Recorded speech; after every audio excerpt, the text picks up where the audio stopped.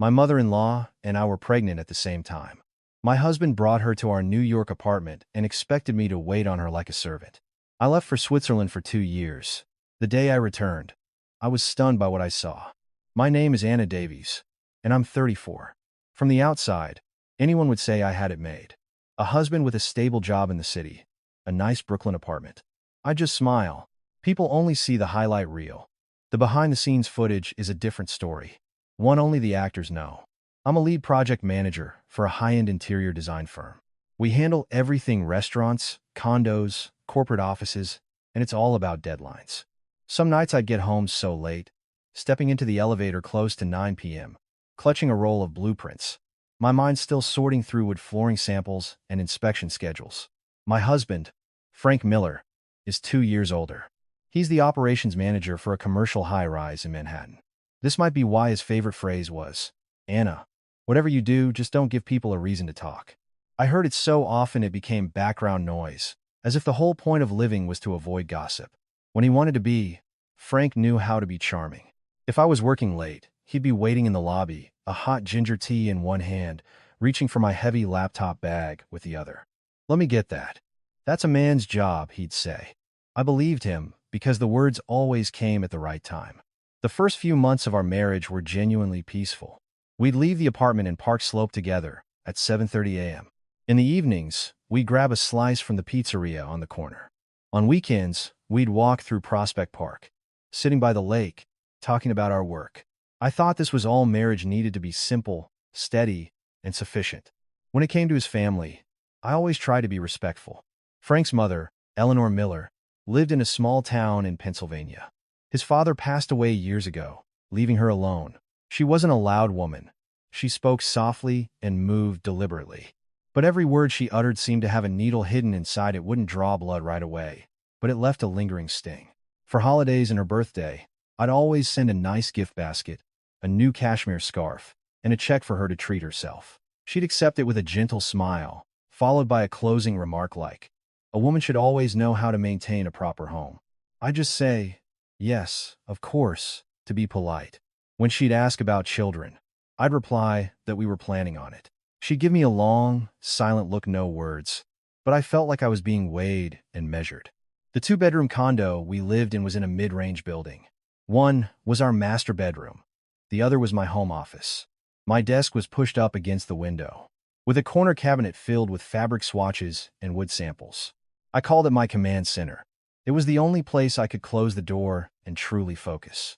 Let me be clear, the condo is in my name. Before we got married, my parents sold a small investment property, added it to my savings, and gave it to me as a wedding gift. The deed and all the paperwork are indisputably mine. I never bragged about it or held it over Frank's head. I just quietly held onto the principle that clarity prevents complications. Frank knew the condo was in my name. He just laughed it off. "Sure, it can be in your name. We're married. It's all the same." But to others, he'd often say things like, "The place times we times bought." It wasn't technically a lie, but it felt like a subtle way of taking credit. When I gently mentioned it, he'd wave his hand. "It just sounds better, Anna. It's all about appearances." Appearances again. That June, my firm landed a major contract to renovate a chain of boutique coffee shops across the city. Multiple locations, all on a tight schedule. I was swamped, and so was Frank. It was precisely at that moment, when we were spinning like tops, that Eleanor started calling more frequently. She'd ask about our sleep, our meals, and then deliver her usual closing line. "It's getting hot out here in the country. I thought I'd come up to the city for a few days to cool off." I couldn't say no. In Frank's family, saying no was easily labeled as being disrespectful. I was raised with the belief that a little politeness goes a long way. As a daughter-in-law, that was the first thing people judged. The night before she arrived, I deep-cleaned the apartment, changed the linens, and scrubbed the kitchen. Frank sat on the couch, occasionally calling out reminders. "Mom's coming tomorrow. Please be gentle with your words, Anna. Don't let her think she's an inconvenience." I laughed. "When have I ever done that?" He didn't laugh back. He gave me a quick, sharp look before turning away. In that glance, I saw something that looked like avoidance. To be honest, I wanted a family too. I was 34. Every time someone asked, "Any good news yet?" I'd offer a tight-lipped smile. Frank would usually deflect. We'll get there when we get there. No need for everyone to have an opinion. Eleanor was different. She never asked directly, just dropped hints like, a home is only truly settled when you hear the pitter-patter of little feet. Then she'd fall silent, letting her words hang in the air, making me feel the void. Since his father's death, Eleanor leaned on Frank as her sole pillar of support. Every time she visited, she'd mention how everyone back home looked up to her son, the successful man in the big city. Hearing this, Frank would straighten his spine, his voice firming up. Watching him then, I sometimes felt he wasn't the man I loved, but a man playing a role written for him by public opinion. There's an old saying about a spark turning into a fire. I never realized the kindling in my own home had been stacked so high, just waiting for a breeze from Pennsylvania to blow into New York City. That weekend, my mother-in-law, Eleanor Miller, arrived right on schedule. She wasn't alone. A young cousin had driven her to the bus station. As she stepped into the elevator, she carried a canvas tote bag and a small cooler with some fresh produce from her garden. She smiled that placid smile. I just came for a few days to see how the city has changed. I opened the door and greeted her. Welcome, Eleanor. Was the trip okay? Eleanor's eyes swept across the condo, a slow, evaluative scan. It's adequate. Clean. The word adequate landed softly, but it felt like a grade on a report card. Frank, on the other hand, was all enthusiasm, taking her bags. Come on in, Mom. Let me get the A.C. going for you. For her first dinner, I made simple comfort food. Roast chicken, mashed potatoes, a side of green beans, and a fresh salad. I thought a warm, home-cooked meal would make her feel welcome. I intentionally cooked familiar, classic dishes so she wouldn't feel out of place. She took a small bite of chicken, chewing slowly. She didn't complain, just remarked calmly, "This kind of seasoning is fine, I suppose, but it's a bit heavy on the salt." Women who work in offices often have a heavy hand with the salt. I managed a small smile. I'll keep that in mind. I'll use less next time. She hummed in agreement, then turned to Frank. My son works in that stressful high-rise. He has to watch what he eats to stay healthy. Frank soaked it in like a sponge. I know, Mom. You're right. In just one meal, it was clear. She never had to raise her voice. She just had to direct her comments to the right person, in the right way. To me, it was feedback. To Frank, it was a mother's love, which automatically made me the one at fault. The next morning, I got up early to make breakfast. I was planning on warming up some bagels and brewing a fresh pot of coffee. Eleanor came into the kitchen, glanced at the coffee maker, and asked, "Do you have a proper thermos to keep water hot?" "Yes. It's on the top shelf." She nodded, pulled it down, and started making herself tea as if it were her own kitchen. Standing beside her, I suddenly felt less like the owner of the home and more like the kitchen help. Later, as I was getting ready for work, she stood at the doorway of my home office, my command center. She stared at my computer, the rolls of blueprints, the swatches of fabric. "What's the point of such a big room for this?" she asked. I answered honestly. "When I'm on a project, I need space for drawings and materials. Sometimes I work late in here." Eleanor's lips thinned into a smile. A married woman needs to know how to organize her priorities. If you're buried in work, who's going to take care of the house? Who's going to take care of your husband? Her words weren't an accusation. They were softer than silk, but they left my tongue numb. I wanted to say that Frank was busy too, that we shared the responsibilities. But I swallowed the words. Back home, they have a saying about how words are free. But some free words cost the listener their entire day's peace. That afternoon, while I was in a meeting at a construction site, my phone buzzed. A text from Frank. Asterisk, "Mom says your office is a mess. Can you straighten it up when you get home?" Asterisk. I stared at the screen and took a deep breath. Was it really a mess? Or did she just resent the fact that I had a space of my own? When I got home that evening and took off my shoes, Eleanor was on the sofa, holding the TV remote. She spoke as if making small talk. I turned on the news. "Out in the country, you don't get the real story." I nodded and went to the kitchen. Frank followed me, his voice low. "Just be mindful, Anna. She's older. Whatever she says, just let it go." I turned to him. I haven't said a word. He nodded, but his expression didn't soften. It was as if he needed me to promise more, to shrink myself a little smaller. The breaking point came at dinner on the third night. I'd made pan-seared salmon and roasted asparagus. As I set the food on the table, Eleanor looked at me and asked directly, "Your salary must be quite good, dear." I froze for a second. Money was a sensitive topic, but I couldn't be rude. It's enough to cover our expenses, I said. She nodded, then turned to Frank, her tone instructive. The man of the house should be in charge of the finances. A woman shouldn't be poking her nose into everything. A home with proper order is a peaceful home. My throat went dry. I was not a controlling person, and I never cared about out-earning my husband. But her words, "A woman shouldn't be poking her nose," painted me as some kind of calculating schemer. I gently placed my fork down, keeping my voice even. Frank and I share everything. As long as we're happy, that's what matters. Eleanor looked at me. Her eyes weren't angry, just cold. To be happy, you must know your place. Frank said nothing. He just served his mother a piece of salmon with a smile. Eat up, Mom. Let's not talk about serious things at the table. But then he shot a look at me, a clear signal to drop it. In that moment, I saw it clearly. A man doesn't have to yell. His silence, and the simple act of siding with someone else, is enough to make his wife feel completely alone. That night, I went into my office and closed the door. I sat at my desk, my computer open, but my mind blank. From the living room, the TV droned on. I could hear Eleanor's voice, quiet but sharp enough to slice through the door. You married her, son. You need to know how to guide her. A man can't let a woman walk all over him. It's humiliating. Frank's reply was mumbled. I know, Mom. Don't worry about it. I leaned back in my chair, suddenly remembering a line from a poem. Asterisk. Wise birds sing a gentle song. Wise people speak with a gentle tongue. Asterisk. My mother-in-law's tongue was very gentle. So gentle that anyone listening would think she was the kindest woman alive. Only I understood that beneath that gentleness was a framework of rules, slowly tightening around me. And Frank, the man who once carried my heavy laptop for me, was now the one handing me the rope. In early September 2025, autumn began to settle over New York City. The morning air was crisp. Stepping out onto the balcony, you could feel a cool, gentle breeze. I was preoccupied with an upcoming project sign-off when my body started acting strangely. For several days, the smell of greasy food made me nauseous, my head felt dizzy, and everything I ate tasted bland. I'm usually tough, I can handle the dust and heat of a construction site, but suddenly, even the scent of coffee made me want to recoil. I took a test on a Saturday morning. The apartment was quiet. Frank was still asleep. I stood in the bathroom, my hand trembling slightly, like it did when I was about to sign off on a final inspection with $1 million budget on the line. 2 lines appeared. Dark, clear, and unambiguous. My heart leaped. Then a wave of warmth spread through me, a feeling of both fear and joy.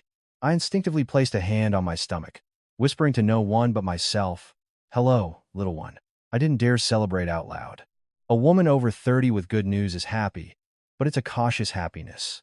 My thoughts immediately went to my mother-in-law, to her comment about the pitter-patter of little feet, and to her judgmental gaze. I also thought of Frank, caught in the middle, and people in the middle are easily swayed by the wind. I told him that same day, choosing a moment right after he'd washed his face, before the day's stress had set in. I showed him the positive test, my voice a whisper. "Frank, I'm pregnant." He froze, his eyes wide. He looked from the test to me, and then a smile broke across his face, a genuine smile, the kind I hadn't seen in months. He pulled me into a gentle hug, as if afraid of breaking something precious. "Really? You're serious? We're going to have a baby." I thought that would be enough happiness for one day, but I was still cautious. "I want to see a doctor to be sure, and I've been feeling really tired." Frank nodded immediately. "Of course. I'll take you tomorrow." On Sunday, Frank drove me to the OB/GYN. The hospital hallway smelled of antiseptic.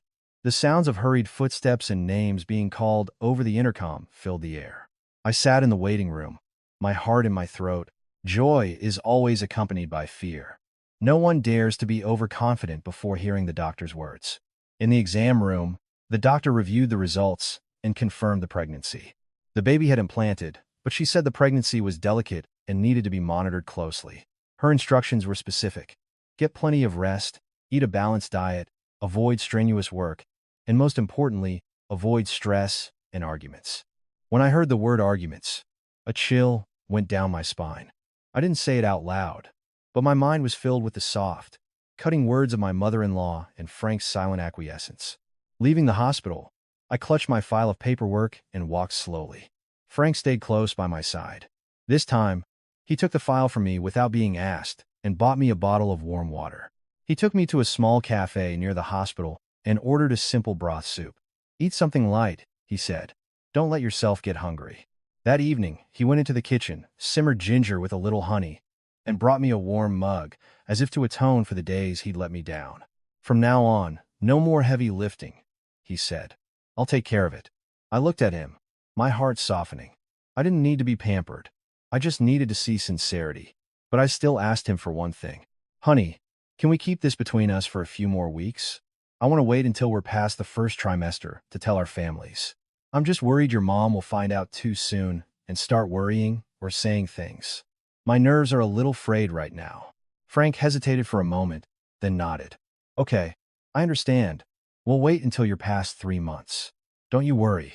I know some people would say there's no need to hide good news, but they don't live in a house where the concept of appearances hangs over everything. I just wanted to protect my baby first. We could deal with everyone else's opinions later. There's an old saying, better safe than sorry. I believed it, especially since we'd waited so long for this. In the following days, I tried to adjust my lifestyle. I still went to work, but I stopped running around construction sites until late at night. I carried crackers and almonds in my purse and drank warm milk throughout the day. I avoided spicy food and iced tea at lunch. I started paying attention to every wave of fatigue and every phone call from Pennsylvania. My mother-in-law called on a Tuesday afternoon. I was reviewing blueprints, my screen filled with dimensions and technical notes. When my phone vibrated, Eleanor Miller appeared on the screen. I answered, my voice polite. Hi, Eleanor. Her tone was unusually sweet. Anna, dear, how have you been eating? Are you terribly busy? I paused. She rarely asked such direct, caring questions. Usually, her conversations were a winding road leading back to the topic of a proper home. I replied, I'm doing well, thank you. Work has been a bit much, that's all. She let out a soft chuckle. A woman has to take care of herself, no matter what. If she looks worn out, her husband will lose interest. It was the same old message, just coated in sugar. I murmured in agreement to end the conversation, but my heart sank. I remembered the doctor's words, *avoid stress*. Yet, one phone call was enough to make my chest tighten. That night, I told Frank about his mother's strange call. He was changing out of his work clothes. She's just concerned about you, Anna. Don't overthink it. I looked at him. That's easy for you to say. I have to decipher every word she says. He paused, then replied, well, just be gentle. Let things go. Let it go. There it was again. I didn't argue. I just realized that what I needed during my pregnancy was a husband who stood beside me, not one who stood in the middle and told me to be quiet. Another day, she called again, her voice just as syrupy. Is Frank eating well? Remember to make him some healthy soups. A man who works hard gets a lot of internal heat. I replied, yes, I've been cooking for him. She ended with a line that sounded like a reminder but felt like a claim of ownership. He's my only son. You have to know how to take care of him. I hung up and sat in silence. My stomach was still flat, but a tiny new life was clinging on inside me. My biggest fear wasn't a lack of money or a small apartment. It was the lack of peace. People say you have to guard your heart and your words when you're pregnant. I could guard my words, but my heart was another matter. That evening, I made myself a bowl of butternut squash soup. Staring at the warm, golden liquid, I thought, all I want is peace. I don't need anyone's praise. Frank sat across from me and served me a piece of fish.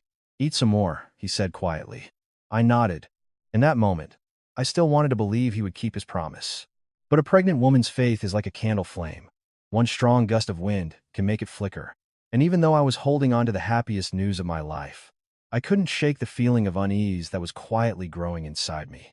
It was one of those New York nights with a hint of a chill in the air, just enough to make you want to pull up a thin blanket. I had just finished my shower, my hair still damp, and was in the kitchen warming up a small bowl of chicken noodle soup with ginger. The doctor had warned me to avoid stress, so I was trying to eat light and go to bed early. The apartment was silent except for the soft hum of the range hood and the ticking of the wall clock. Frank came out of his home office later than usual. His face was grim, as if he'd just swallowed something bitter. He didn't ask if I'd eaten, nor did he glance at the soup on the stove. He stood in the middle of the living room, his voice tense, as if he'd been rehearsing his lines. My mother is moving in tomorrow. I put my spoon down and turned to face him. Is she just visiting for a few days? Frank shook his head. Not visiting. She's staying for a while. I need you to clear out the master bedroom for her. I froze, my hands turning cold. The master bedroom? But we have a guest room. Well, my office. And besides, I was about to say that I needed the space to rest because of my delicate pregnancy, but my throat tightened. Frank cut me off. You can move your office things somewhere else. My mother needs the master. I tried to keep my voice calm. Can you tell me what's going on? Is she sick? Is everything okay? Frank looked me straight in the eye, his words dropping like stones. She's pregnant. I stood motionless. For a second, I thought I'd misheard. I asked again, my voice barely a whisper. What did you say? Frank's brow furrowed. I said, my mother is pregnant. She's older. Back home, the whole town is gossiping. They're saying her son lives in the city, and he lets his pregnant mother stay out here all alone. It's humiliating. They're laughing at us. The word humiliating landed with the weight of a boulder. I swallowed hard, my mind reeling. My mother-in-law was 58. I'm not one to judge, but the news was beyond comprehension. I tried to grasp onto what little logic I had left. Frank, she's older. We need to get her to a doctor. A pregnancy at her age is extremely high risk. We should bring her to a good hospital here for a checkup. Frank waved his hand, dismissively. We'll deal with doctors later. The priority right now is getting her settled. You need to clear out the master bedroom first. I felt a dull ache in my lower abdomen, a faint twinge, as if someone was pulling a string inside me. I gripped the edge of the counter, breathing slowly. Frank, I swallowed the words pregnant again. I had promised to keep it a secret, but now I was afraid. I was afraid that if I said it, it would become a competition, and I would be the one forced to concede. Frank paced the living room, rattling off a to-do list. Tomorrow, I need you to go out and buy the best organic bone broth you can find, some grass-fed chicken for soups, and those expensive prenatal supplements. She's having bad morning sickness and can't eat the food back home. A daughter-in-law needs to be considerate. I looked at him, my voice still soft. Frank, those things are expensive. We should budget for them. And before we buy anything, we should take her to a doctor first. Let's see what the doctor recommends. He slammed his hand on the media console. The sharp crack made me jump, my heart sinking. Stop it, Anna. Stop talking about money all the time. My mother is in this situation, and you're nickel and diming? Do you want to embarrass me? I tried to remain calm, but my head was buzzing. I'm not trying to be cheap. I just want to be smart and make sure she's safe. A high-risk pregnancy is serious. Frank enunciated each word. The risk is my mother's to bear. This family's honor is mine to protect. When she gets here, you will take care of her. No arguments. Don't you dare make me lose face. Lose face. This time, it wasn't just a habit. It was a threat. I stood there, the soup on the stove still steaming, but a chill was spreading from my spine down to my feet. I asked, my voice small, almost pleading, so if she's staying for a while, how will we manage? My office. I have projects. I need my computer, my files. Can you just give me some time? He turned to me, his eyes sharp with irritation. You have your work, but my mother has her dignity. You choose. That statement tore down the last remaining curtain between us. I suddenly realized that in his eyes, the most important thing wasn't health or truth, or even the fragile pregnancy in my own womb. It was his image, his so-called face in front of the world. I stopped arguing. I only asked, she's arriving tomorrow? Frank nodded. Yes. I want you to have the room cleared out tonight. I looked toward the master bedroom, the one place where I always slept best because it was spacious and quiet. A room I once considered our sanctuary. Now, it was being discussed as if it were a motel room for a transient guest. I walked into the room, opened the closet, and pulled out a large duffel bag. I started folding my clothes. The clinking of hangers was the only sound. Frank stood in the doorway, issuing orders. Move your things into the office. The master needs to be empty for Mom. I didn't answer. I just folded each shirt, each towel, my movements deliberate and gentle to avoid upsetting my stomach. A single thought ran through my mind on a loop. Asterisk, stay calm, asterisk. The doctor had warned me to avoid shocks, and yet a shock had just broken down my front door. After a few minutes, I heard Frank on the phone in the living room. He was speaking quickly, his voice laced with frustration. Don't worry, Mom, I've handled everything. Anna is clearing out the master bedroom for you. When you get here, you deserve the best room. We can't have people talking. I stopped in the middle of the room, the pillow in my hand suddenly feeling impossibly heavy. So, it had all been decided before he even spoke to me. I was just the last to be informed, the one who had to execute the orders. I carried my things to the office. The once organized space was now cluttered with my suitcase, pillows, and blankets. I set the pillow down on my office chair and stared at my desk, a wave of emptiness washing over me. It wasn't the physical discomfort. It was the feeling of being displaced in my own home. That night, I lay on the small daybed I'd set up in the office. Out in the living room, Frank turned off the lights, walked past my door without a single word of apology, without asking if I was okay. He just tossed a final command over his shoulder like a final stamp of approval. Mom gets here tomorrow. Remember to be respectful. I turned to face the wall, my hand resting on my stomach, trying to listen to the rhythm of my own breathing. I didn't cry out loud. I just felt a hollow ache inside, as if I'd been uprooted. And I understood then that some families don't need shouting matches. All it takes is a late-night order, a command, and 2 words losing face to make a person feel utterly insignificant. The next morning, I was up before the sun, not because I was diligent, but because I couldn't sleep. In the cramped office, I tossed and turned, Frank's tense voice replaying in my mind. I tiptoed to the kitchen, heated some water, and made myself a warm, soothing drink. With a delicate pregnancy, the last thing I needed was panic, a racing heart that would leave me exhausted. Frank woke up a little later, his face still a tight mask, his phone clutched in his hand like a weapon. No good morning, no asking if I'd eaten. He walked straight to the kitchen, pulled up a chair, and made a call. Before I could even react, he put it on speaker. "Hi, Mom. How are the preparations going?" Eleanor's voice filled the room, a mix of sighs and complaints. "Oh, it's just awful, son. The whole town is talking. I can't even walk down the street without hearing them whisper. Her son in New York City lets his pregnant mother fend for herself out here. It's so humiliating." I stood by the sink, holding my warm mug, but my throat was parched. She said humiliating, as if our family owed her a debt of honor, and I was the one expected to pay it. Frank shot me a look before speaking into the phone, his voice playing the part of the dutiful son perfectly. "Don't you worry, Mom. I've arranged everything. You'll have a proper place to stay here." Another voice, a man's, cut in from her end. Probably an uncle or a cousin. "So, is Anna on board with this? City girls can be pretty opinionated, you know." Frank let out a dry laugh. "Yeah, we've got it handled." Eleanor chimed in, as if afraid to miss her cue. "Well, she's all right. But women can be so calculating. Honestly, son, you have to know how to manage your wife. You can't let people laugh at the Miller family name." Hearing the phrase, "manage your wife," felt like having a wet towel thrown over my face. I wanted to say, asterisk, I never said she couldn't come asterisk. But the speakerphone made it clear that any word from me would be an act of defiance. And if I defied them, they'd have the perfect excuse to condemn me. Then another woman's voice, likely an aunt. "We've all been saying it back here. When you're pregnant, you need to be taken care of. A daughter-in-law who doesn't do her part. Well, that's just heartless." I stood, frozen.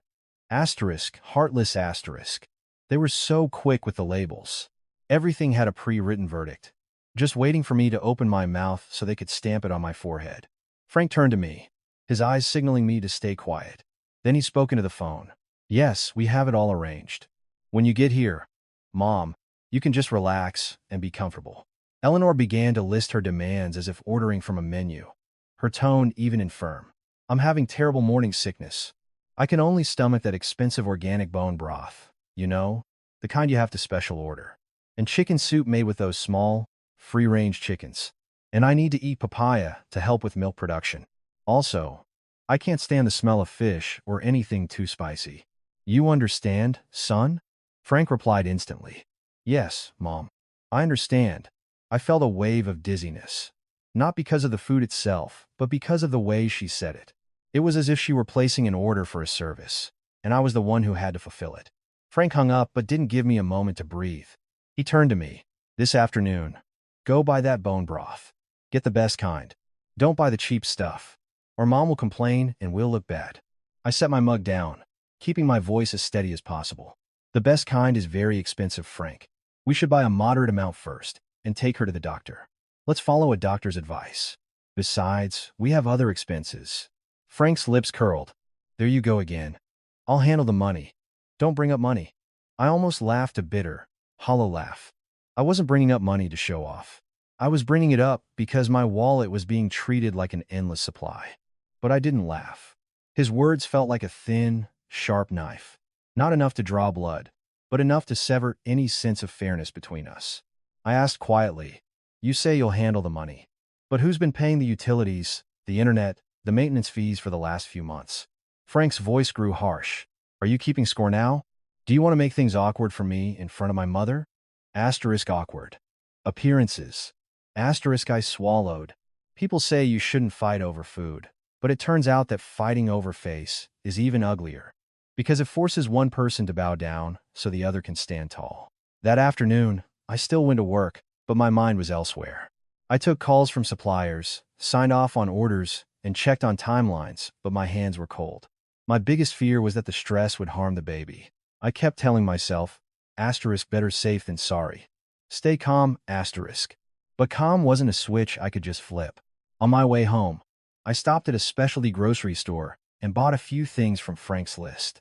I didn't buy the most expensive brands right off the bat, but I chose high-quality, reputable ones. I also picked up some fresh vegetables and fruit, just in case the entire household's diet was about to revolve around pregnancy cravings, forgetting what a normal, balanced meal looked like. When I got home, Frank was waiting at the door. He inspected the grocery bags like a customs officer, pulling out the container of bone broth and frowning. "Why did you buy this brand? Mom will taste this and say it's the cheap kind." I replied, my voice still polite, "This one is very good, Frank. It's organic and well-reviewed. Let's try it first. If she likes it, we can buy more. At her age, we should follow a doctor's advice for her diet." Frank cut me off. "Don't lecture me on how to be his son. I told you to buy the best, and you didn't." I looked at him, speechless. I wanted to say, asterisk, I'm not lecturing you. I just want to do things responsibly. Asterisk. But in his eyes, any question I asked was just another way of embarrassing him. That evening, I cooked a simple dinner: butternut squash soup, lean braised pork, and steamed vegetables. I kept the flavors mild and the smells to a minimum, trying to accommodate the morning sickness of a person I hadn't even met yet. Frank ate a few bites, then went back to scrolling through his phone, his face tense. I asked a small question, like laying the first brick for a foundation of clarity. "Mom is arriving tomorrow morning, right? I'll prepare some fresh towels for her." Frank nodded. "Yes." Then, as if it were the most normal thing in the world, he added, "Take the morning off from work tomorrow to be here when she arrives. She's coming here, and you need to know how to serve her." The word serve hung in the air. I fell silent. Inside me, the hottest feeling wasn't anger, but a profound sense of humiliation. I remembered my mother's old advice, asterisk, when a husband is angry, a wife should soften her words. A simmering pot won't boil over. Asterisk. It used to sound wise. Now it just sounded sad. If you keep simmering forever, the marriage might not boil over, but the person tending the fire will burn out. Later that night, I cleaned the kitchen, my movements slow to avoid agitating my stomach. Frank went into the master bedroom and shut the door with a sharp click. I stood alone under the warm kitchen light, looking at the bags of specialty foods on the counter.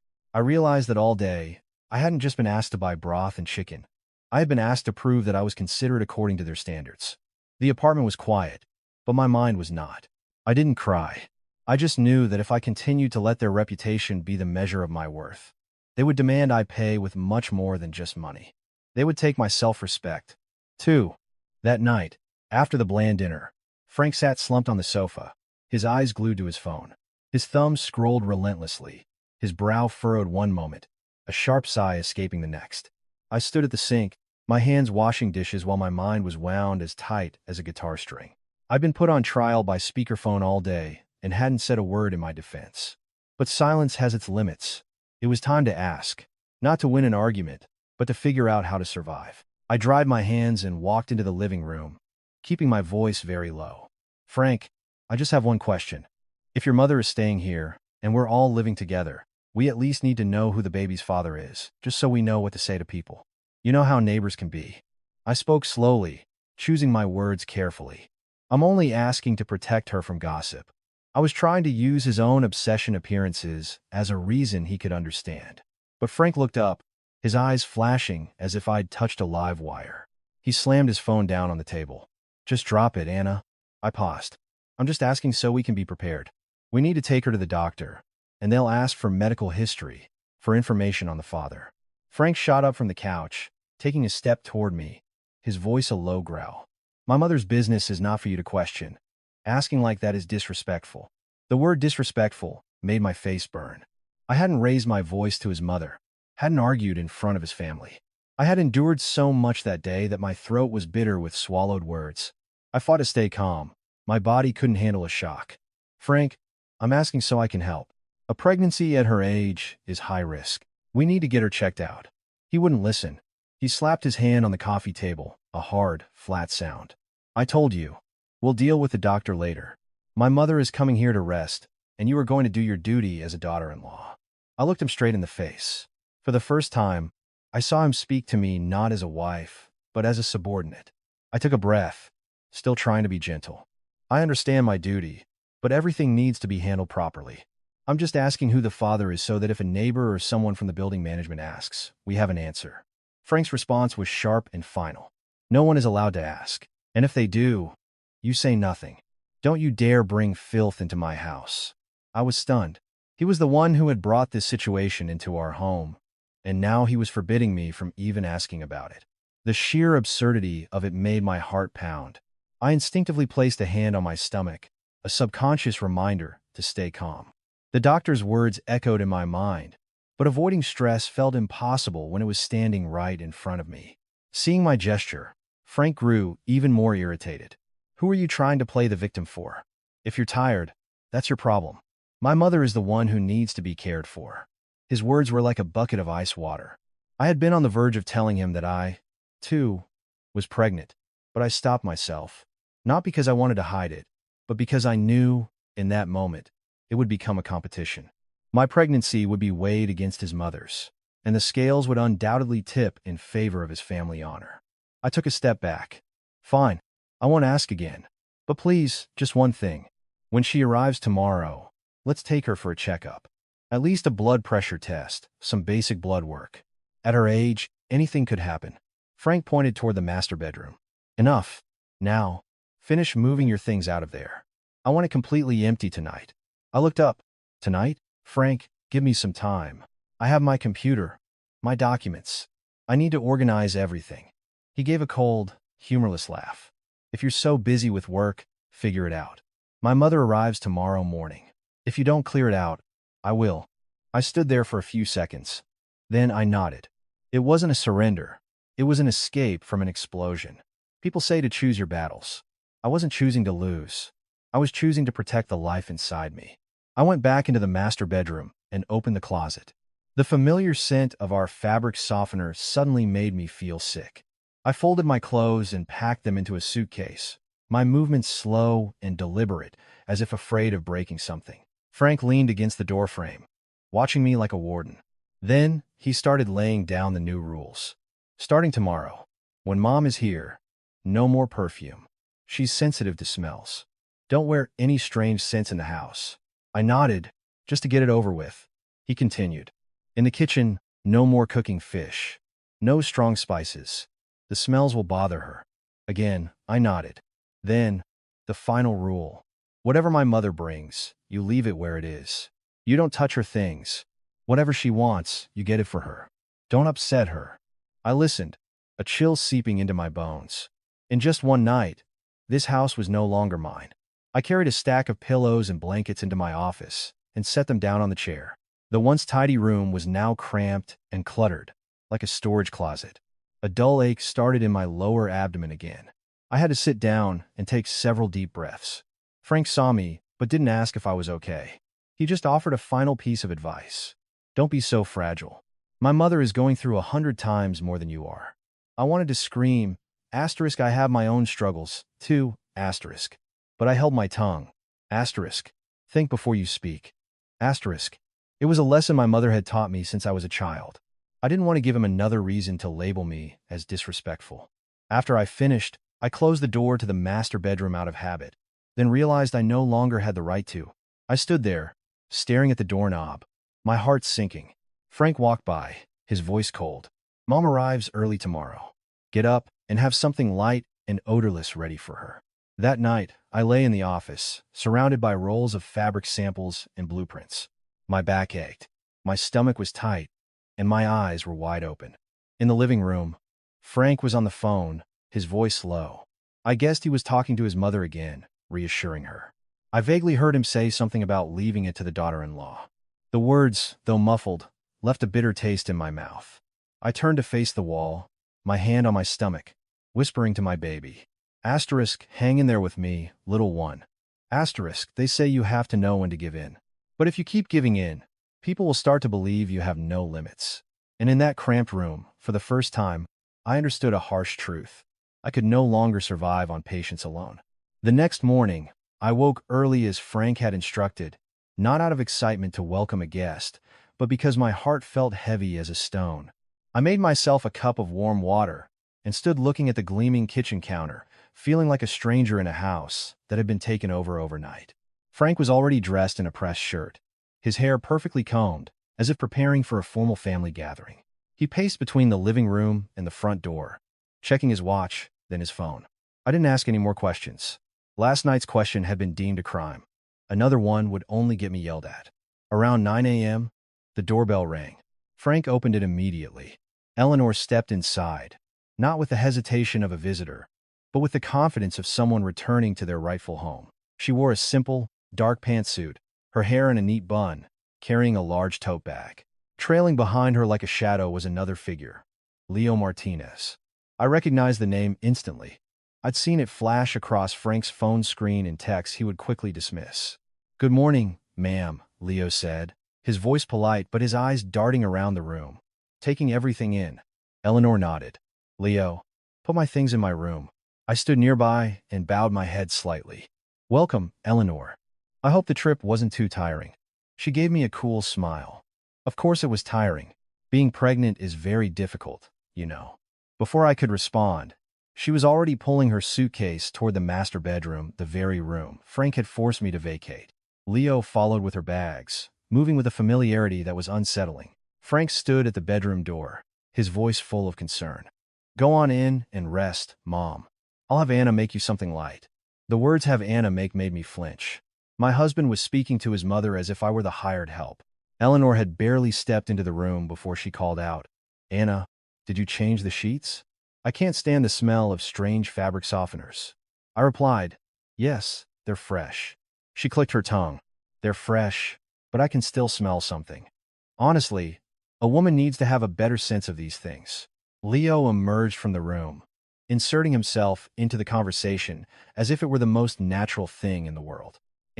Eleanor is very sensitive to smells. Please don't cook anything with fish. She prefers very simple things." I turned to him, my voice even but firm. "I'll handle the cooking. You just worry about getting her settled." Frank shot me a look, a warning. It was clear. The moment I tried to set a boundary, I was seen as being difficult. For lunch, I made a simple vegetable soup and some plain braised chicken. It was as odorless as food could be.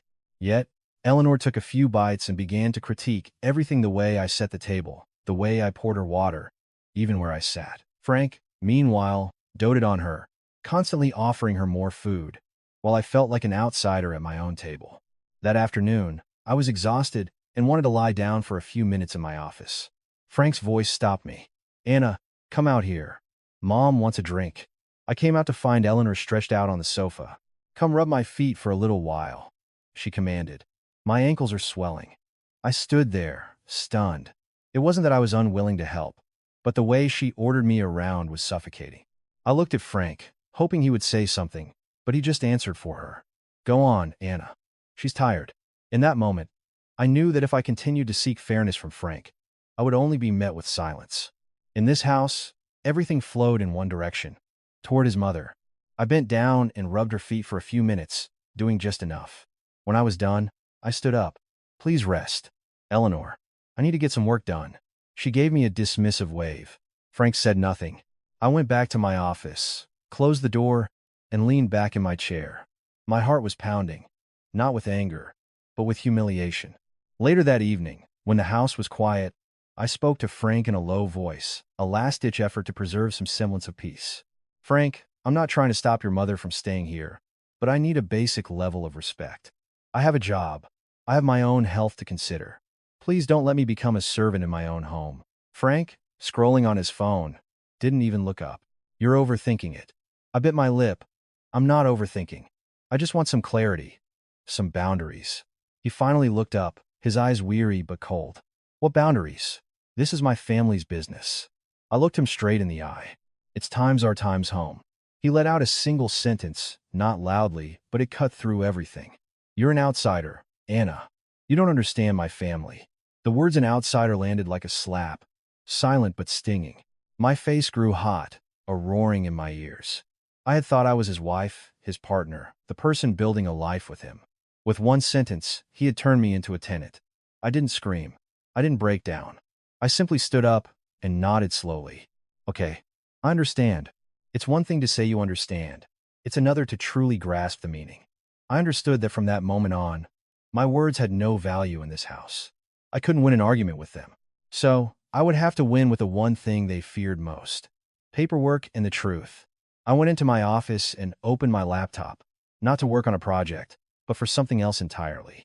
I reviewed all the documents for the condo, the gift letter from my parents, the deed in my name, all the related legal papers. I took pictures, scanned them, and saved them in organized, timestamped folders. Then, I uploaded the digital copies to a secure cloud account that only I could access. Next, I logged into my bank accounts, changed all the passwords, and enabled two-factor authentication. I reviewed our joint expenses and started separating my finances. I didn't drain the accounts that would give them an excuse to panic, but I opened a new, personal account and transferred enough money to have a solid emergency fund. I documented every step, as meticulously as if I were preparing a project file. One small mistake could bring the whole structure down. The next day, during my lunch break, I went to the bank and rented a small safe deposit box. I placed all the original documents inside. Holding the receipt in my hand, I felt like I could finally breathe again, like I had just locked a door someone was trying to force open. When I got home, I spoke to Frank as casually as I could. I was thinking we should install a couple of security cameras, one at the front door and one in the living room. There have been some break-ins in the neighborhood, and with your mom here, we should be extra careful. Frank just shrugged, not thinking twice about it. Sure, whatever you want. Just don't make it complicated. I scheduled a technician to come and install them small, discrete cameras that looked like standard security devices. I chose angles that covered the front door, the kitchen, and the living room. I didn't say another word about it. Some things are best kept quiet. That night, lying in my cramped office, I could hear Eleanor coughing in the master bedroom and Frank turning over in bed. I no longer felt the self-pity of the night before. The pain was still there, but it had sharpened into resolve. They say you reap what you sow. I wasn't sowing chaos, but if they continued to sow disrespect, control, and deceit, then one day, they would have to face the harvest. As for me, I was just doing one simple thing: protecting what was mine, protecting the peace for my unborn child, and protecting the dignity that the words an outsider had nearly crushed. I've never been a suspicious person. I used to believe that suspecting others only brings yourself misery. But life is strange. Sometimes, a single sentence, at the right time and in the right place, is enough to pull back the curtain on everything. That evening, Frank finished his shower and came into the living room. He tossed his phone onto the coffee table and went to the kitchen for a glass of water. From the master bedroom, Eleanor called out for a back pillow. Leo was in the hallway at that moment, bringing in another one of her bags. Moving with the casual air of a resident, I was sitting on a chair near the kitchen, pretending to watch the news. But my ears were on high alert. It wasn't that I wanted to eavesdrop. It was that they spoke in front of me, as if I didn't exist. Just then, Frank's phone buzzed on the table. The screen lit up, unlocked for a brief moment before timing out. A text message notification popped up, the sender's name large and clear: Leo Martinez. I wasn't trying to snoop, but it was right there in my line of sight. The message was just a few words, but it sent a chill down my spine. Asterisk Frank, make sure to tell Anna not to make things difficult for her. Her morning sickness is bad. She only likes the things I usually buy her. Don't let her get upset. Asterisk, I read it, my hands clenching the armrests. The term her was a polite way to refer to Eleanor, but the tone wasn't one of a helpful request. It sounded like an order, as if Leo was the one directing the household, and I was the one who needed to be managed. Frank came back and saw me looking at the screen. He snatched the phone, his movement a little too quick, a little too guilty. I looked him straight in the eye, not with anger, but with a simple question. Why is Leo texting you like that? Frank froze for a second, then sighed, as if I were the one causing a problem. He helps my mother out. She trusts him. He's just being thorough. I nodded, pretending to believe him, but a series of questions were already firing in my mind. Asterisk, if he's just helping. Why say, don't make things difficult? Why assert that she only likes the things I usually buy her? How would an outsider know her dietary habits so intimately? Asterisk, I didn't push it into an argument. I just said, quietly, from now on, if there's something your mother needs to eat, you can tell me directly. We don't need a third party involved. Frank just shrugged. You're overthinking it. Overthinking it. That phrase had become a lid to slam down on any inconvenient truth. I didn't need to argue further. When someone is determined not to listen, you can shout until you're hoarse, and it won't make a difference. I stood up to clear the kitchen, but my mind had shifted gears. I went to my office, took out my own phone, and documented what I had seen. I took a mental snapshot of the message and wrote it down in a private note file. Date, time, content, sender. I was treating it like a project log. You need a paper trail to establish accountability. An old proverb says that claims require evidence. I didn't want to be a complainer or be dismissed as a suspicious woman. But I understood that in a battle where the other side uses twisted morality as a weapon, women often lose not because they are wrong, but because they have no proof. Late that night, after Frank had gone into the master bedroom, I stepped out onto the balcony for some fresh air. Then, I called Eleanor's cell phone. I wasn't calling to confront her, but with the polite, dutiful voice of a daughter-in-law. Eleanor, it's Anna. I was hoping I could take you for a checkup tomorrow morning, just to be safe. At your age, we should at least check your blood pressure and get some basic tests done. There was a pause on the other end, then a smooth, rehearsed reply. Oh dear, I'm feeling so weak. All that moving around could be bad for the baby. People back home are very cautious about these things. You just focus on making my meals correctly. That will be enough. I persisted, my voice still patient. I understand, but a checkup is just to be safe. We're in New York. The hospitals are excellent. We should go, for your health. She let out a soft laugh, a laugh that sounded scripted. If you want to know what I can eat, just ask that. Leo boy. He knows. He buys things for me all the time. It would be faster to just ask him. Her words made my heart sink. A mother-in-law who, instead of communicating with her daughter-in-law, directs her to ask her husband's assistant. That level of familiarity wasn't just trust. It was a closed circle, and I was being deliberately left outside of it. I said, okay, I will, just to end the call. No one heard my sigh, but I heard it loud and clear. Asterisk. If you've read this far, please give this story a like to show your support. And if you were in my shoes, push to the outside like this. Would you stay silent, or would you do something? Let me know in the comments below. Keep reading, because what follows these seemingly small messages is a shocking discovery. Was their proper behavior really just about family values? Asterisk. I went back inside, walking past the master bedroom. The door was closed, but a thin sliver of light escaped from underneath.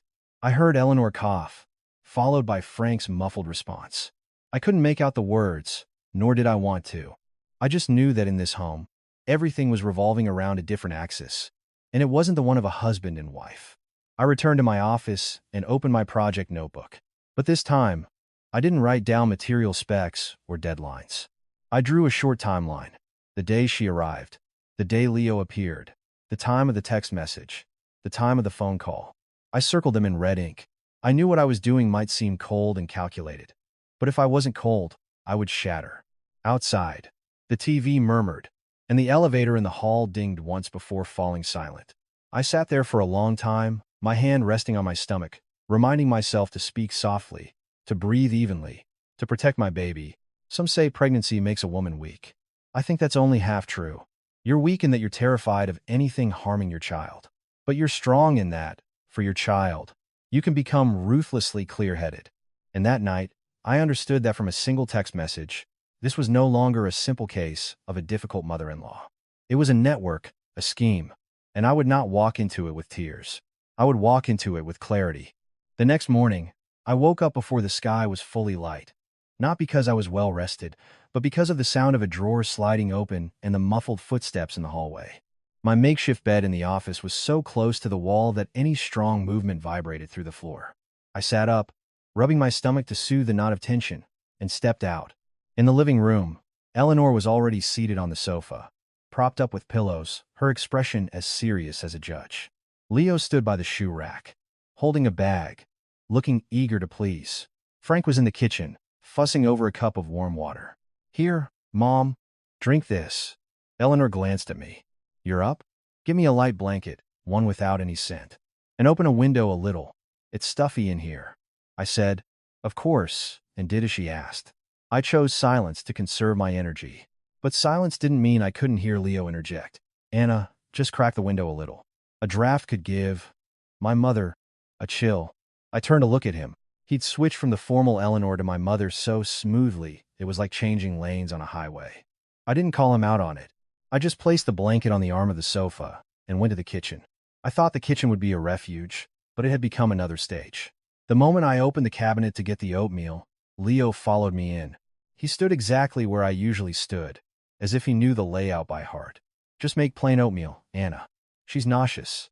No cinnamon, no brown sugar." I looked him in the eye. "Thank you for the reminder. But from now on, I will ask her directly about her meals. I don't need to go through you." Leo smiled, his voice still soft. "Of course. I was just trying to save you the trouble. I can manage my own trouble." I made the oatmeal and steamed some pumpkin to go with it. I kept it bland, odorless, and utterly unassailable. Yet, Eleanor took a few spoonfuls and sighed. "This has no taste at all. A woman should know how to season food." Frank immediately turned to me. "Add a little something, Anna." I replied flatly. "The doctor would advise against adding salt for someone older. It can raise her blood pressure." Frank paused, then whispered, "Well, just make it taste better." Eleanor delivered the final verdict. "In this house, you will do as I say. Don't argue with me." I swallowed. Sometimes, you swallow not because you're angry, but to keep your hands from shaking. After breakfast, I intended to sit at my desk and deal with project emails. Before I could even open my laptop, Eleanor called out, "Anna, come clean out the closet in my room. I brought more clothes and need a place to hang them. You can move your closet to the other room." I stood still for a second. That closet was our marital closet, but she called it my room so naturally, as if it had always belonged to her. I said gently, "I'll get to it, but I have some urgent work to do first." Frank cut me off. "Do what Mom asks first. Your work can wait." Leo, ever the dutiful supporter, added, "I can help, Anna. Just show me where things go." I looked at his offer of help and found it strange. An outsider, more eager to take over than the actual residents. I walked into the master bedroom. Leo immediately opened Eleanor's suitcase and started placing her clothes on the bed as if he'd done it 100 times. He knew which drawer held the hangers, where I kept the moisture absorbers, and even pulled out the bottom drawer where I stored off-season items. I stood beside him, my hands cold. Eleanor sat on the bed, directing the operation. "Hang that dress up. Change these sheets." "I don't like this smell." I complied, but I no longer addressed her with any warmth. I kept my words short and functional, afraid that any emotion would crack my voice. At lunchtime, I made a simple soup and some plain chicken. As I was setting the table, Leo appeared in the kitchen doorway again.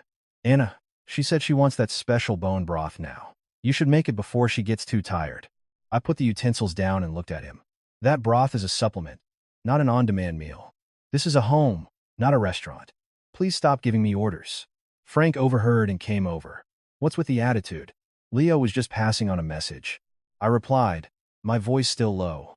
"Frank, I'm not fighting with your mother. But you are letting an outsider run my kitchen, and that is not normal." Frank's face flushed, probably because the word outsider had hit a nerve. He lowered his voice. "Keep it down. Mom will hear you and get the wrong idea."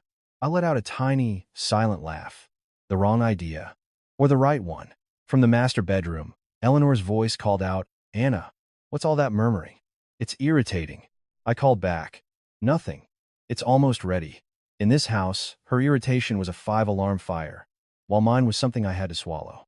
That afternoon, I was truly exhausted. I sat down, a familiar cramping sensation in my lower abdomen. I quietly went to my office, lay on my side, and placed a hand on my stomach, forcing myself to breathe evenly. Just then, my phone buzzed an email from a client asking for a project update. I stared at the screen, tears welling in my eyes, not from weakness, but from the feeling of being pushed out of my own life. I remembered the old saying, asterisk, only the one in the bed knows where the lumps are, asterisk. From the outside, people saw a son and daughter-in-law caring for a pregnant mother. But inside this bed, the lumps weren't just uncomfortable. They were sharp, and they were digging into my self-respect. That evening, Frank pulled me into the living room, his voice low, as if granting me a favor. Just put up with it for a little while, Anna. Once Mom is stable, we'll figure things out. I looked at him calmly. I can put up with it. But just because I can, doesn't mean I don't see what's happening. I went back to my office and opened the security camera app one more time to test it. Everything was clear. The front door, the kitchen, the living room. I turned off the screen and put the phone down. That night, I didn't fall asleep right away. I just sat in the dark, my hand on my stomach, telling myself I had to stay vigilant. Because from that day on, this house was no longer a place for hope. It was a place for gathering evidence. It was a weeknight. I remember it clearly because I had a client meeting the next morning to finalize material samples. The new order in the house seemed to have solidified. Eleanor occupied the master bedroom. Frank tiptoed around her, and I was confined to the office, trying to keep my emotions in check to protect my health. Around 11 p.m., the living room lights went off. The TV fell silent. I heard the master bedroom door click shut, followed by Frank's soft cough. No one said goodnight. The house was full, but it felt as cold and impersonal as a hotel. I lay on my side, my hand on my stomach, reminding myself to breathe. For days, my sleep had been fitful, my mind filled with phrases like losing face, be considerate, and the condescending tone of an outsider in my kitchen. Asterisk. Stop thinking about it. Asterisk, I told myself. Asterisk.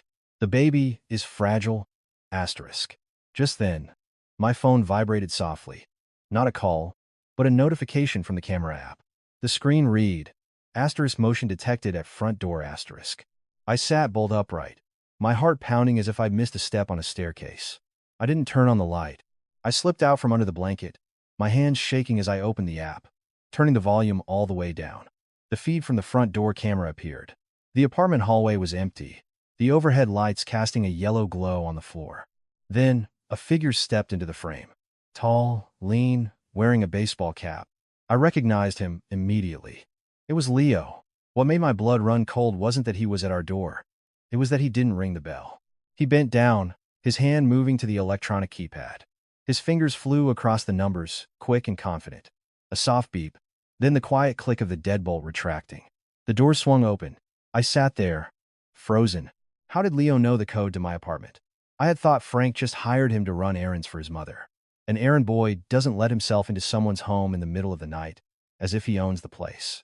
Leo stepped inside, closing the door so quietly it was almost silent.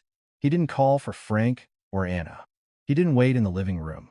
He took off his shoes, slipped on a pair of house slippers with practiced ease, and walked straight down the hall toward the master bedroom. I switched to the living room camera. The feed was clear. Leo glided past the sofa without a glance, as if he knew exactly where everyone was. Then, the hallway camera caught him stopping in front of the master bedroom door.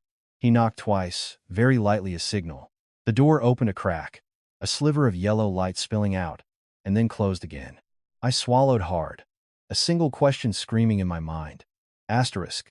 Does Frank know? Asterisk. I checked the kitchen camera, dark and empty. The living room camera showed no sign of Frank. This meant Leo wasn't here to see him. I didn't dare turn on the audio, terrified that the slightest sound from my phone would give me away.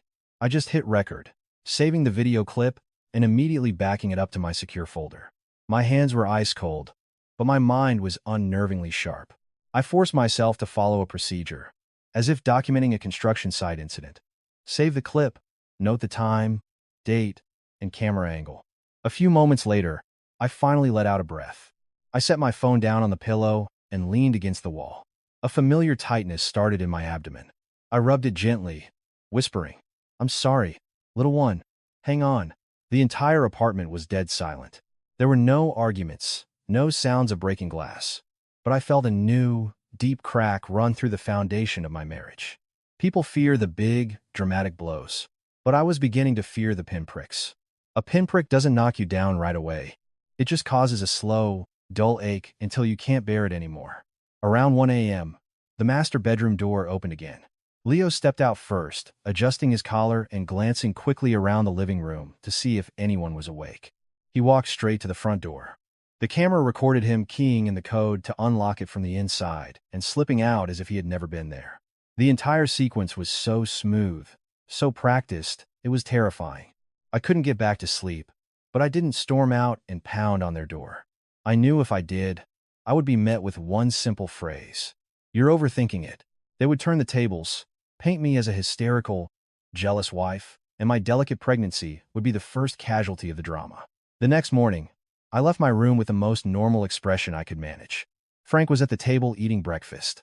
Eleanor was leaning back, her face etched with its usual displeasure. I poured myself some water and ate a few bites of toast. No one mentioned the night before. The silence was an unspoken rule. Frank looked at me. "You're going to work today?" I nodded. "Yes, I have a meeting."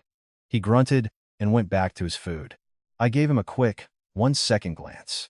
If Frank truly didn't know that Leo had the door code, then he was being played for a fool in his own home.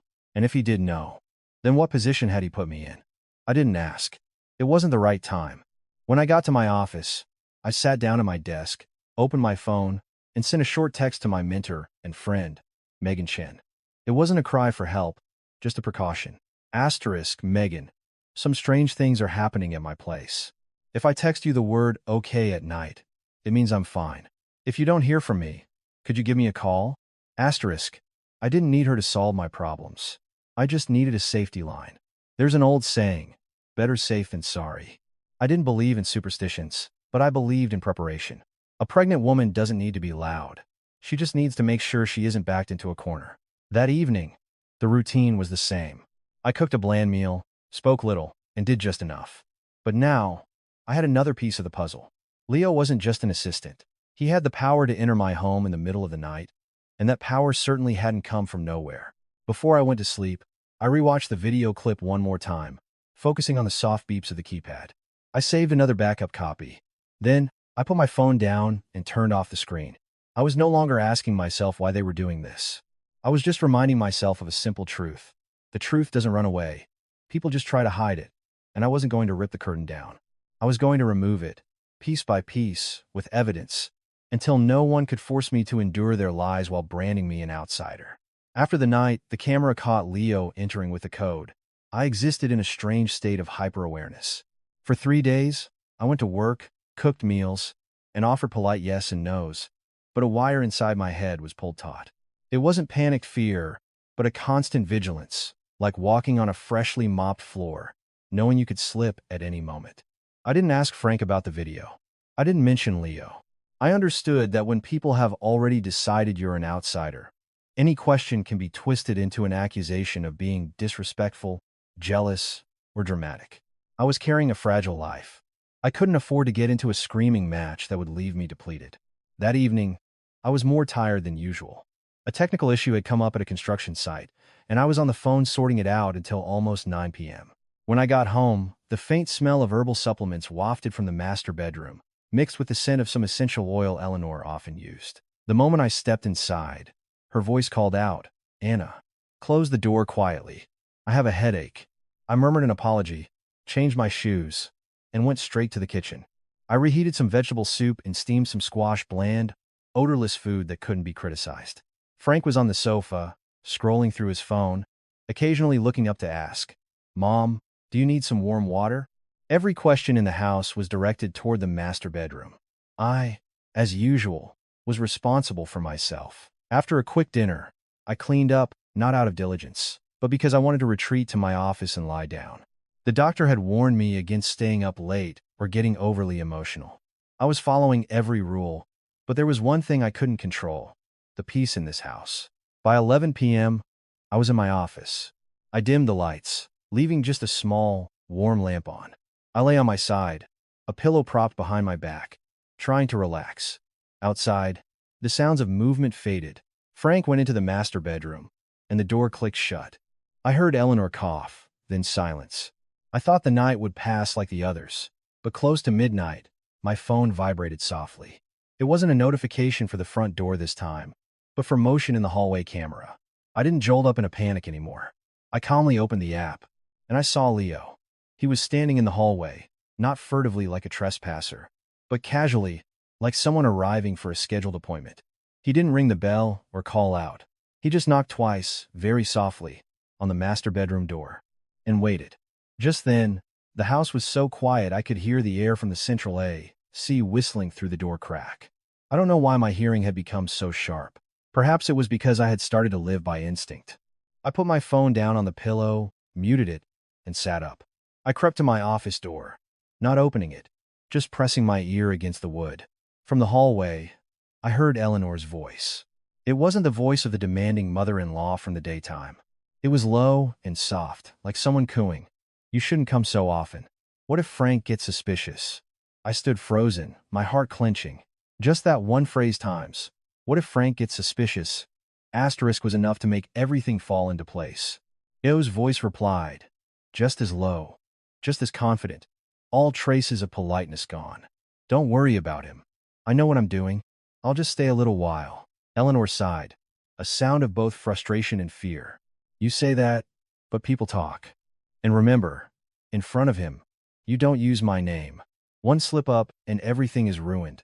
Leo let out a soft chuckle, a sound so quiet yet clearer to me than a shout. "I know. In front of him, I'm Leo, your helpful young friend. But behind this door, you can call me whatever you want." I had to clamp my hand over my mouth to keep from gasping. A sharp pain shot through my lower abdomen. I took a slow, deep breath, trying to stay in control. My mind was no longer foggy with suspicion. It was a cold, hard, and humiliating truth. A moment later, I heard the master bedroom door close.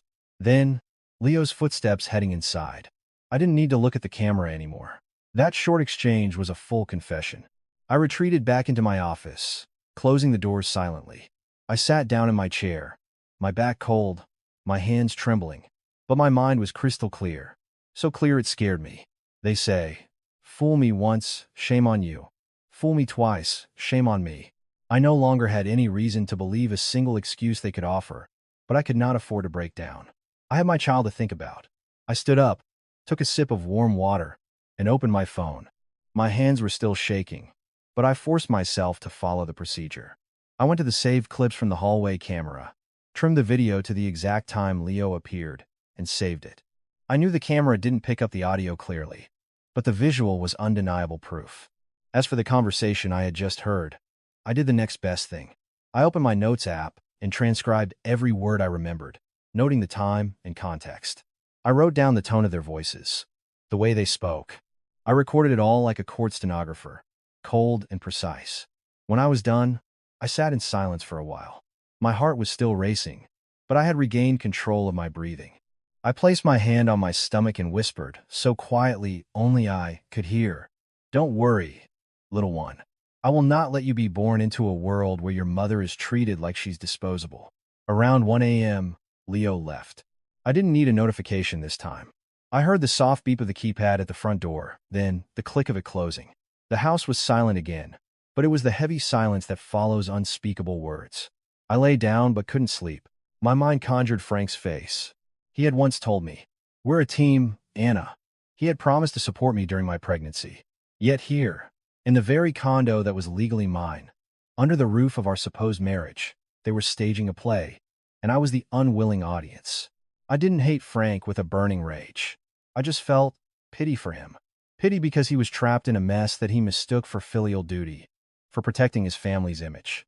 People say you can't choose your family, but his obsession with appearances had become a chain, and it had chained his wife along with him. The next morning, I woke up at the usual time, made a bland breakfast, and brought Eleanor her warm water. She looked at me and offered a weak smile. "I didn't sleep well last night. It must be the new environment." I just nodded.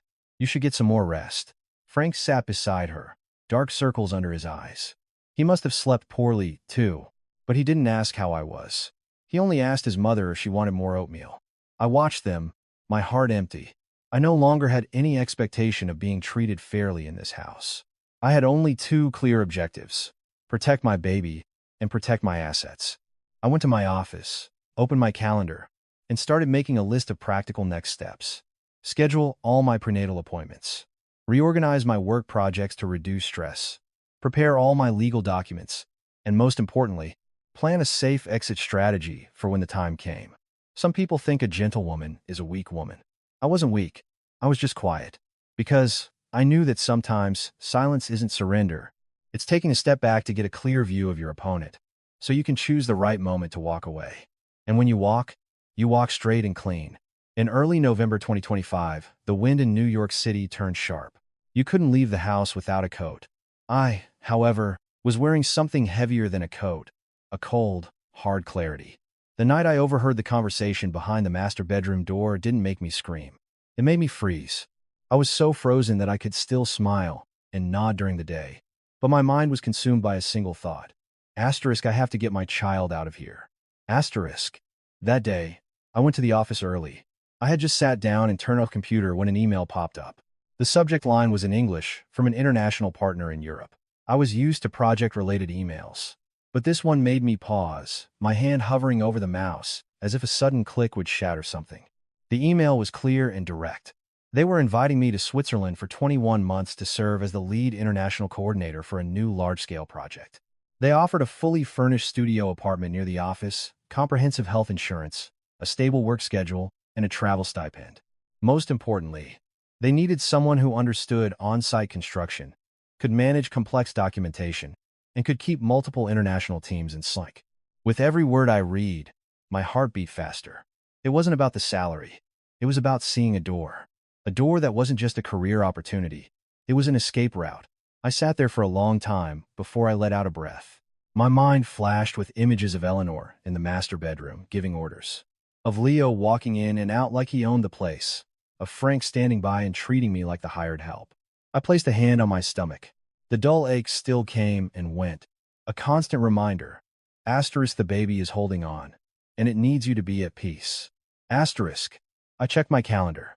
My next prenatal appointment was the following week. I started calculating. If I accepted the offer, I'd have to arrange a project handover, get my visa, and complete a medical exam. Then, a familiar, thorny thought pricked me. Asterisk, what will people say? Asterisk. What would Frank's family back in Pennsylvania say? A daughter-in-law who abandons her pregnant mother-in-law. A wife who leaves her husband when the family is in crisis. The court of public opinion needs no weapon to wound. But then I remembered another saying. Asterisk, you have to put on your own oxygen mask first. Asterisk. If I let gossip chain me to this place, my child would pay the price. I didn't call Frank. I knew that call would go one of two ways. He'd forbid it, or he'd yell. And it would turn into a tug-of-war in the middle of our toxic home. And a tug-of-war during a delicate pregnancy was a form of self-destruction. I needed to talk to someone with a clearer head. I texted my mentor, Megan, asterisk. Are you free? I need to run something by you. Asterisk. She was a senior partner at another firm. A woman who had seen her share of drama, both on construction sites and in life. She was a woman of few words, but every word counted. We met at a coffee shop near my office. The moment I sat down, I felt a lump in my throat. She took one look at my face and asked, "What's wrong?" I didn't give her the long, emotional version. I just gave her the facts. My mother-in-law had moved in. An outsider had the code to my apartment, and I had overheard them. I didn't exaggerate or add any drama. Megan listened, her expression unchanging. When I was done, she let out a slow breath. "Do you still have all the paperwork for your condo?" she asked. I nodded. "It's in a safe deposit box. Everything is scanned and backed up." She nodded again. "Good. Do you have proof of him coming and going?" "I have video clips," I said. Megan put her cup down and looked me straight in the eye.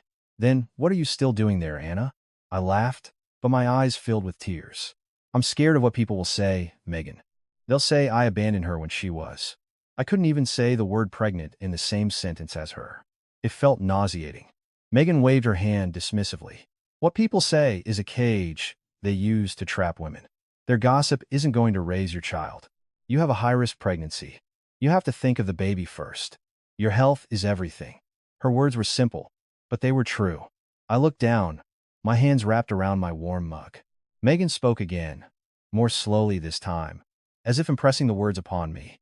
"If you're going to leave, Do it cleanly. No arguments. No showdowns. Get everything prepared, and then just walk out the door. She added something I'll never forget. In life, avoiding a charging bull isn't cowardice. It's survival.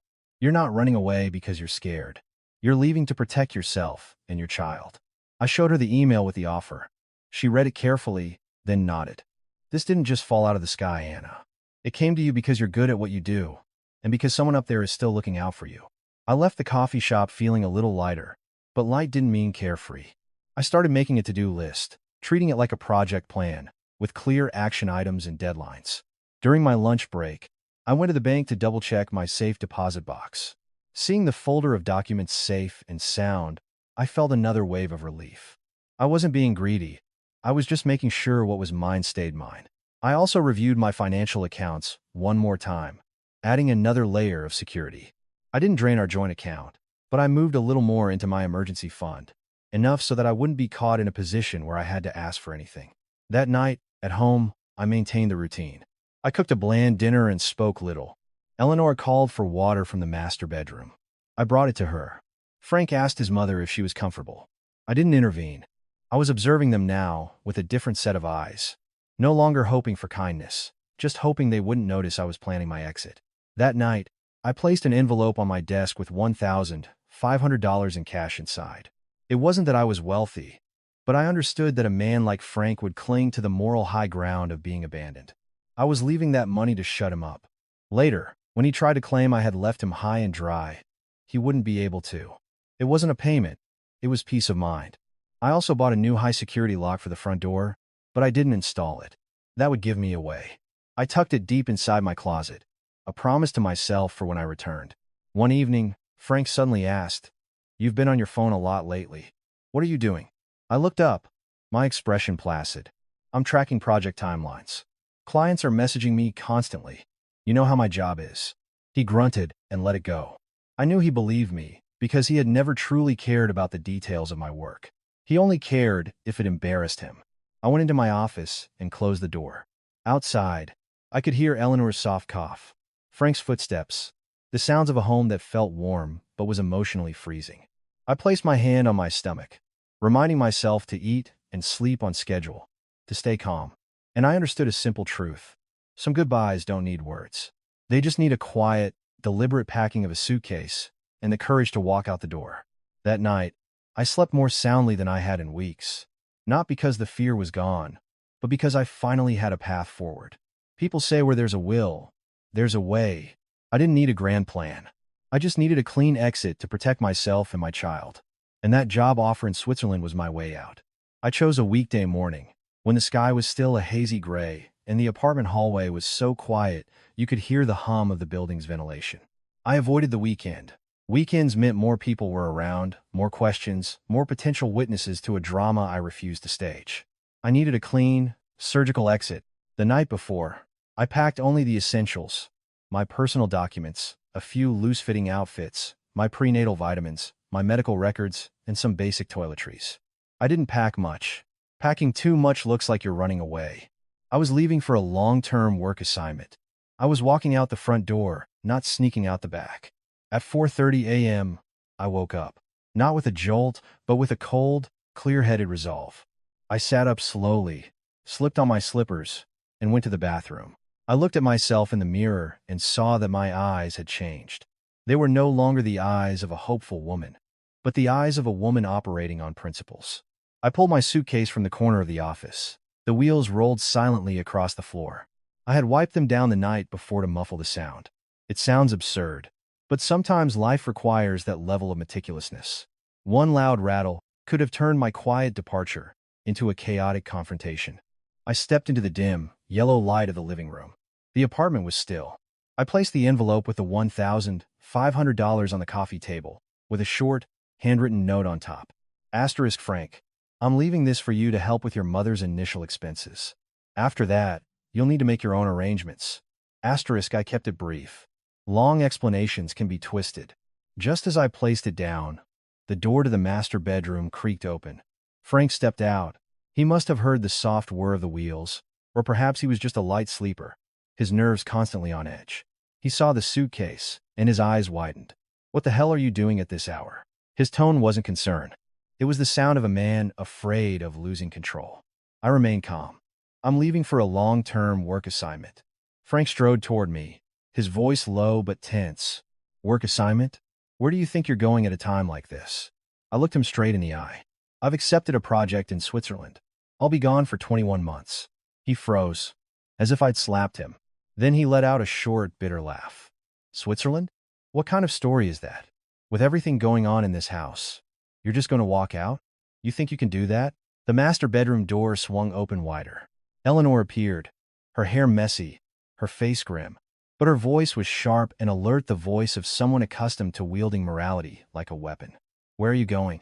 Are you really leaving? I kept my breathing steady. My pregnancy was delicate. I would not allow myself to get angry. I inclined my head respectfully one last time. Good morning, Eleanor. She planted her hands on her hips, her eyes raking over me. Don't you good morning me. I'm in this condition, and you're leaving? Who's going to take care of me? You're a daughter-in-law. You have a duty. Frank grabbed the handle of my suitcase, yanking it back. Don't you pull this stunt, Anna. If you leave, you'll humiliate me. I placed my hand on the other side of the handle, holding it firm but not engaging in a tug-of-war. I spoke slowly. Frank, let go. I am not going to argue with you. He gritted his teeth. Not arguing? You're sneaking out with a suitcase before dawn. Eleanor chimed in, her voice rising. A woman marries a man. She follows his family. If you walk out that door, you are a heartless, selfish woman. I heard the words heartless and selfish and felt nothing but a cold calm. The self-pity was gone. I saw clearly that they needed a label to slap on me. With a label, they could be right. They could rewrite the story to suit them. I looked at Frank, my voice still even. You say, I'm humiliating you. Do you think letting an outsider come and go from our home with a key code in the middle of the night, letting him give orders in our kitchen, and calling me an outsider in my own home, do you think that gives you any honor? Frank flinched. For a split second, his eyes wavered. Then, he tightened his grip on the suitcase, as if by holding it, he could hold back the truth.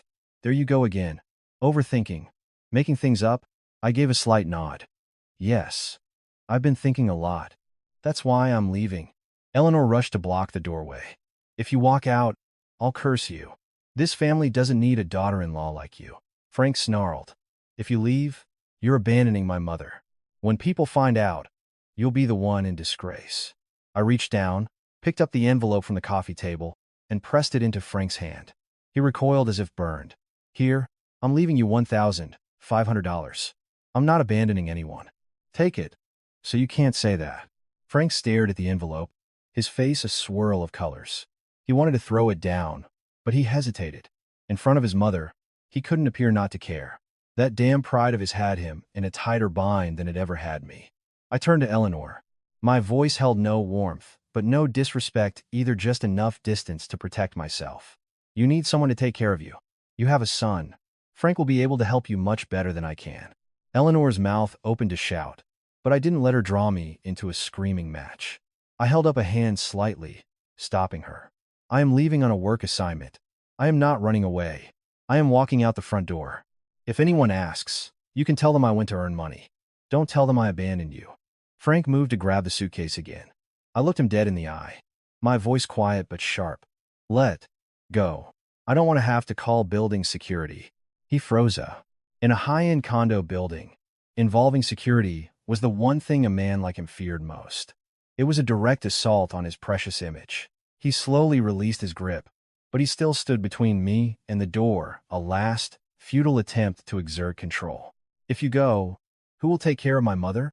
He asked, his voice suddenly dropping from a shout to a plea. I answered simply, you will. Eleanor sneered. You think going to Europe is so great? You leave now, don't even think about coming back. I looked at her. One final sentence to close the chapter. Not harsh, but not soft either. Whether I come back or not is my decision. I opened the door. The cold hallway air hit my face. I pulled my suitcase behind me, the wheels making a straight, clean line on the floor.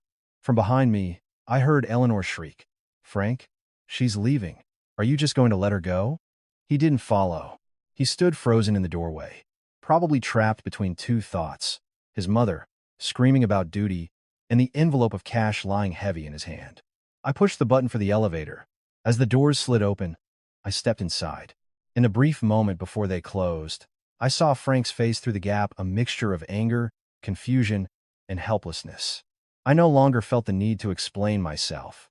Explaining to someone who is determined to misunderstand you is just a waste of breath. The elevator descended to the garage. I got a taxi. On the way to the airport, the streets were still quiet, the city still asleep. I leaned my head against the cool glass of the window, my hand resting on my stomach. My heart was still beating fast, but it wasn't from fear. It was the rhythm of someone who has just escaped a whirlpool. I hadn't won by fighting. I had won by leaving at the right time. There's a saying that fate helps those who help themselves. I don't know about fate, but I know that if I hadn't saved myself, no one would have. And that morning, as the wheels of my suitcase rolled across the airport terminal, I heard a clear, distinct sound in my mind. It wasn't triumph. It was the sound of relief, of someone finally walking out of a place that was no longer a home. The plane landed on a gray, chilly afternoon. It wasn't the biting cold you see in movies, but a dry chill that shocks you into alertness. I pulled my suitcase through the airport, looking at the bare trees and the streets, so clean you couldn't spot a single piece of litter. I wish my life could feel that clean. Clean of the shouting, clean of the crushing weight of their twisted morality. The studio apartment the company provided was small but perfect. A bed, a desk, a kitchenette, and a window overlooking a quiet street. I turned on the heat, hung my coat, and sat on the edge of the bed, letting out a long, slow breath. There was no one to shout, "Anna, give me some water." No one to remind me, "Don't embarrass the family." There was no smell of herbal supplements mixed with the stench of oppression. There was only the gentle hum of the heater. I slept for 10 uninterrupted hours, the kind of deep sleep I hadn't had in weeks back in New York. The next morning, I made myself a warm glass of milk, ate a piece of toast, and opened my laptop. It was my first official day of work. I walked into the office and was treated with professional courtesy. I was introduced by my proper title, asked what I needed to be effective. It sounds normal, but to me, at that moment, being treated like a person felt like a luxury. The work culture here was structured and clear. Meetings had agendas, tasks had owners. No one used family reputation as a tool for manipulation. Feedback was about the work, not about your character. I did my job, presented my data, met my deadlines, and in return, I received professional respect. I didn't have to flatter, and I didn't have to shrink. I just had to be good at what I did. But there was one thing I couldn't let go of: the condo in New York. I had promised Megan I would only check the cameras once a night, to avoid torturing myself. I kept that promise. Every evening, after a light dinner and a warm shower, I would sit at my desk, open the app, and watch. Just once. Then I would turn it off. The first night, I saw Frank in the kitchen, fumbling with a ladle, looking like a man who had never cooked a meal in his life. Eleanor was at the dining table, her face a mask of disapproval. "Is that too much water? Who's going to eat that? You're a grown man, and you're useless in the kitchen." Frank bit his lip and turned to wash a pot, scrubbing it so hard that water splashed everywhere. I didn't feel a sense of victory, just a sad, bitter amusement. He had given me orders like a drill sergeant, and now he was being drilled by his own mother. The second night, Eleanor was on the sofa, calling for Frank to bring her a pillow, then some warm water. He scurried back and forth. I could see the apartment was already messier, without someone constantly cleaning up after them. Frank stared at a pile of trash bags in the corner, hesitated, and finally took them out. Without me there, the house was still running, just on a fuel of complaints and incompetence. I was about to turn off the camera when the front door notification popped up. Asterisk motion detected asterisk. It was Leo. He stepped into the hallway, his hands in his pockets, looking perfectly at ease. He keyed in the code, and the door opened on the first try. I watched his every move. He entered the apartment without calling out to anyone.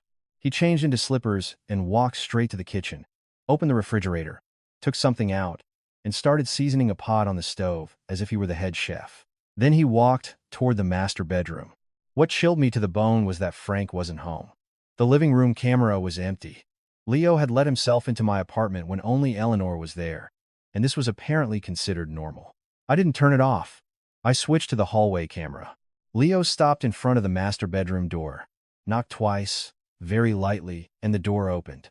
A moment later, it closed, and the house fell silent. I sat motionless. In Switzerland, I was a respected professional. But in New York, My own home was being treated like a public space. It felt like I held a key, but someone else had made a dozen copies. I saved the video clip. My hands didn't even shake this time. It had become a routine. I named the file by date and time. I created a new folder system. Front door, hallway, kitchen, master bedroom. I didn't want to live a life fueled by suspicion, but I was forced to live one fueled by evidence. People can deny words, but they can't deny video. In the following days, the pattern repeated, becoming more and more brazen. One day, Leo came in, made a drink, and carried it straight into the master bedroom. Another day, he closed the curtains in the master bedroom before he went inside. One evening, Frank came home late, stood in the hallway, and knocked twice on his own mother's bedroom door, waiting to be let in. I watched that scene, and I felt sick. A husband, waiting outside his mother's bedroom door, while another man was inside. If Frank had any shred of awareness left, he should have been mortified. But he had chosen to be blind, because seeing the truth would shatter the precious image he was trying to protect. I didn't text him. I didn't call to start a fight. I just did one thing, methodically. I took screenshots of the most damning frames, saved backup copies, and wrote short, factual notes, time, action, location. I reminded myself, asterisk no speculation, only what you can see asterisk. Speculation makes you weak. The truth is strong enough on its own. One night, after turning off the camera, I stared out my window. The street below was quiet, yellow light pooling on the damp pavement. I placed a hand on my growing belly. My morning sickness had faded, but a heavy weight remained in my heart. I thought of the old saying, asterisk you can't choose your family asterisk. But my family was betraying me, while an outsider was being treated like royalty. My anger was no longer a hot-headed desire for revenge. It was a cold, clear desire for a clean end. I knew they wouldn't stop at ordering me to cook and rub their feet. Once people get used to acting like masters, they start thinking about bigger things, like assets. I looked at the calendar. If they were going to do something drastic, they would do it while the owner was away. I was away. The risk to my condo had just skyrocketed. I sent a short email to a lawyer my friend Megan had recommended, Jessica Klein. I just requested an online consultation. No long, emotional story. I kept the tone professional, because from now on, everything had to be handled legally. After I sent it, I turned off my computer and went to bed. I wasn't praying for Frank to wake up and see the truth. I was just praying for myself to have enough strength and composure. They say patience is a virtue, but my patience was no longer about enduring. It was about taking the right steps, one by one, so that when the time came, I wouldn't falter, I wouldn't make a mistake, and I wouldn't let anyone brand me as the heartless wife who walked away. The next morning, I went to the office and continued my work as if nothing had happened. I understood one thing very clearly.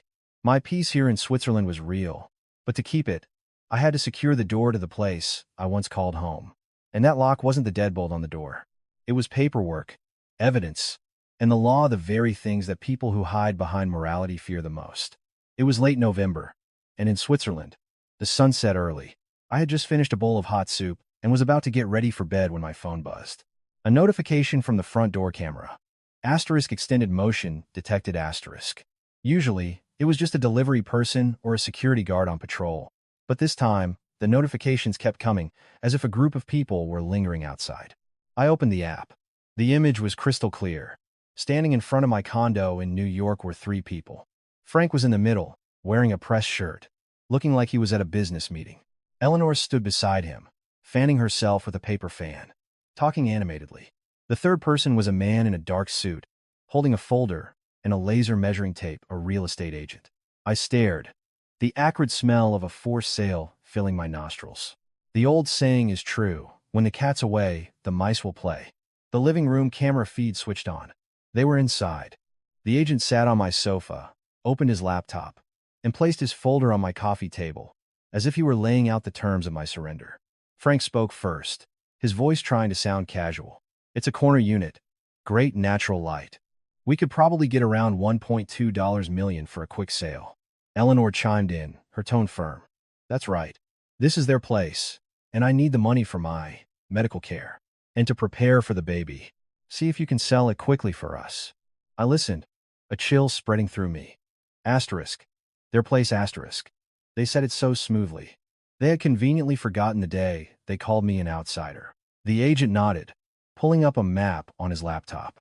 The location is great. If the paperwork is in order, it should move fast. But I'll need to see the deed and any other relevant ownership documents to prepare the listing. Frank waved his hand. No problem. I'll get it. He stood up and walked toward my office, the one place I had kept locked as my own. The hallway camera showed him trying the door, then forcing it open. He started rummaging through my desk, pulling out drawers, his movements growing more frantic. I watched with a grim sense of humor. He had never cared what was in that room, and now he was tearing it apart. 5 minutes. Then 10. Frank came out, his face pale. I must have misplaced it. Eleanor shot up from her seat. What do you mean? You misplaced it. You're the one who put it away. Frank snapped. Just be quiet, Mom, and let me look. He then stormed into the master bedroom, opening closets, flipping pillows, and yanking out drawers, as if the deed would magically appear among the bed linens. The agent, sitting in the living room, was starting to look wary. Professionals in his line of work have a keen sense of risk. A family arguing over missing paperwork was a giant red flag. He cleared his throat. Sir, ma'am, I have to follow procedure. Without the ownership documents, I can't take the listing. It could lead to legal disputes down the line. Eleanor cut him off, her voice sharp. What disputes? It's their condo. Who would dispute it? The agent offered a polite, professional smile, but took a step back. I understand, but the legal ownership has to be clear. Frank returned, his face flushed with anger. He pulled out his phone, and I knew what was coming. The first call hit my phone at 3 a.m. Switzerland time, just before 9 p.m. in New York. I saw Frank's name and let it ring until it went to voicemail. Seconds later, the text started flooding in. Asterisk. Where did you hide the deed? Asterisk, asterisk. What game are you playing? Don't push me, Anna. Asterisk, asterisk. You're on the other side of the world, and you're still being this toxic. Asterisk. I read them, but the old pain was gone. All I felt was a cold clarity. When they needed me to serve, I was a wife. When they wanted me to be silent, I was an outsider. And when they couldn't find the paperwork, I was toxic. I didn't reply. I opened my laptop and composed a short, professional email to my lawyer, Jessica Klein. Asterisk, Jessica. I need your urgent advice. My husband's family has brought a real estate agent into my solely owned property to arrange a sale without my consent. I have video evidence and text messages. Please advise on the legal steps to block any unauthorized transaction. Asterisk, I attached the 3 most crucial video clips. The agent in the living room, Frank searching for the deed, and their discussion of the sale price. I also attached screenshots of Frank's texts. After I hit send, I felt a weight lift from my shoulders. I was no longer fighting this alone. Less than a day later, Jessica replied. Her email was direct and to the point. The condo was my separate property. No one else had the right to sell it. Any transaction without my signature was legally void and could result in criminal charges. She had already drafted a sharp, concise warning letter for me to send to the real estate agent if necessary. That evening, the camera showed the agent returning, this time alone. Frank met him at the door, his face tense. The agent spoke bluntly. Mr. Miller, I have to be honest with you. If the property is in your wife's name and she isn't here to sign, my agency cannot and will not touch this. We don't want any legal trouble. Frank gritted his teeth. It's our marital home. The agent interrupted, politely but firmly. Sir, I go by what's on the deed. If you can show me the deed or a notarized power of attorney, we can proceed. Otherwise, my hands are tied. Eleanor emerged from the master bedroom, her voice dripping with scorn. What kind of business do you run? This house belongs to my son. The agent's expression hardened. Ma'am, with all due respect, the paperwork is the law. Frank stalked to a corner of the room and started making calls. I assumed he was trying me again, but I didn't answer. I didn't need to hear him yell anymore. I needed him to hear the law. I sent the warning letter from my lawyer directly to the agent's email address, with a short cover note, asterisk. Please cease all activities related to the sale of this property. I am the sole legal owner, and any unauthorized transaction will be met with legal action. Asterisk. No insults, no threats, just the rules. 15 minutes later, the agent stood up and packed his things. I'm sorry, sir, ma'am, I have to go. When Mrs. Davies contacts me directly, we can discuss it then. He walked out the door, moving quickly, as if fleeing a burning building. Frank slammed his hand on the coffee table. Eleanor shrieked, "This is your fault. You let her go, and now she controls everything." How humiliating. For the first time, I saw Frank yell at his mother. "Just shut up, Mom. I told you not to make a scene." I watched through the camera, not with triumph, but with a sense of grim finality. They had sowed disrespect and manipulation, and now they were reaping helplessness and failure. I took one final step.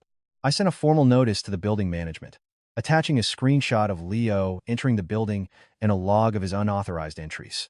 I requested that they deny him access and alert security if he was seen on the premises. I kept the language factual and professional.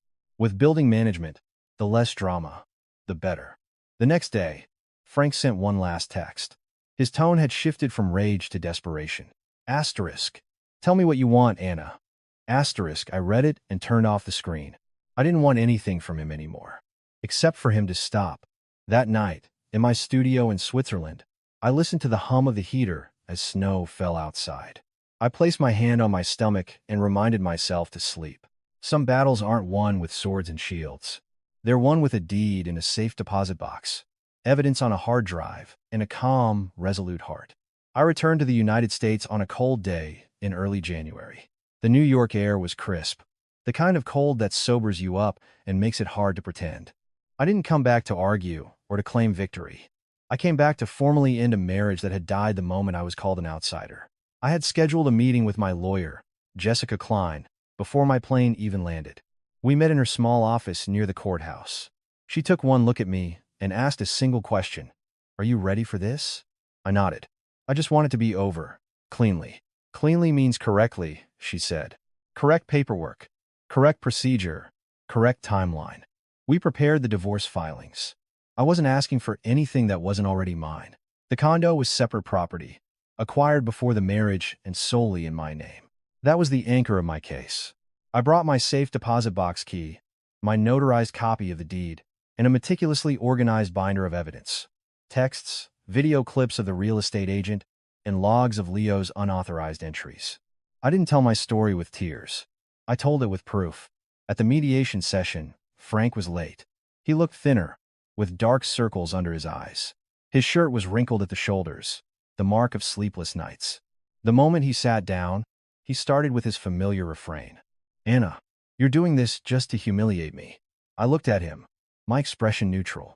"You once told me I was an outsider. Outsiders have no obligation to protect your image." Frank froze.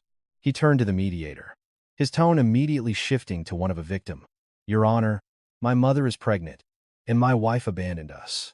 Now she's trying to kick me out of my home. Is that fair?" I didn't respond immediately. Jessica calmly presented the legal documents, clearly stating that the condo was my separate property. Frank had no legal right to sell it or even reside there without my consent. Hearing the cold, legal language state my case was a relief. For once, my truth couldn't be twisted into disrespect.